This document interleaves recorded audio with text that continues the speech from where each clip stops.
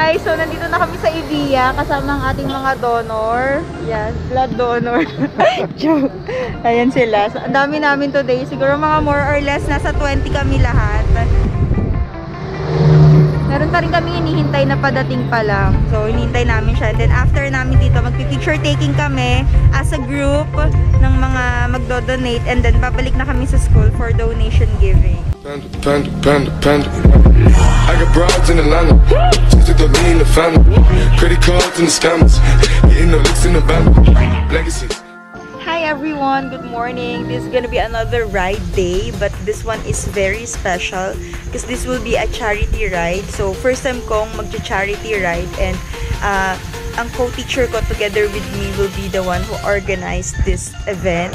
So ang makakasama natin for today is walang iba kundi ang Tropang Weekend Bikers. So ngayon pa lang nagpapasalamat na kami sa tulong na ibibigay nila para sa school namin.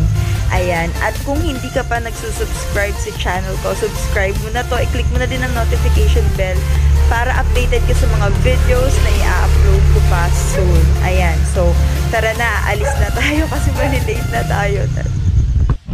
Good morning guys. So on the way na ako pa school. Doon yung magiging meet up namin. Kasama ang Tropang Weekend Bikers at ilang individual bikers na nag-join. And then, after nun, iwan lang yung mga donations. And then, diretso na kami pa Evia. So, ganun lang yung magiging ruta namin. And then, from Evia sa Palazzo Verde, dun kami titigil. And then, babalik kami ng school for donation giving. And then, picture taking siguro. Tapos, yun na. Babalik na ulit. Sa, yung iba, kung gusto nilang mag-ride, pwede naman. Ha? Hindi nyo kilala, sir. Hello? Yes, si sir. At perfect attendance. Akala ko di ka tutuloy. No po. Uy, Mark, nandiyan ka na pala eh. Hi. Hello po. Mga kararating lang. Spotted. Kuya Ken! Buti nakarating ka. Sir Raymond, hi po. Ayan, ang ating mga donor. Si Sir Anton, tsaka si Ma'am Baby. Mag-asawang bikers. Yes. Makakasama natin mag-ride.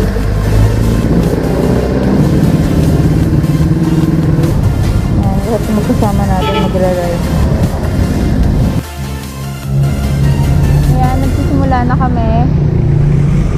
And alas 7 na ng umaga. Medyo late na kami nakapag-ride out kasi may mga hinintay pa kami. And medyo hindi maganda yung panahon. Sana hindi umulan, no? Para naman hindi pangit yung ride natin. Yan, mga kasama natin. Nandito pa lang kami sa Area 1. And umaambon-ambon na. Sana mawala yung ambon para hindi naman sayang yung namin today, ride namin today. Saka para masaya. Madami kami, parang nasa 20 din kami today. Hindi ko in-expect na madami palang sasama. Ito na tayo.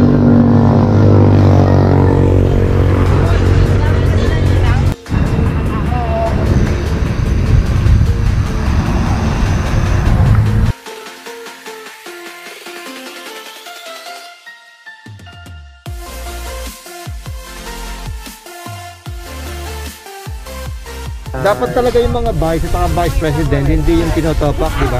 Ay, hindi na po ba tinotopak? Nakita ko po ba kanina?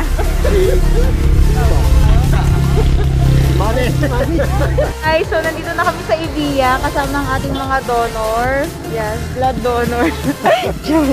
Ayan sila. So, ang dami namin today. Siguro mga more or less nasa 20 kami lahat.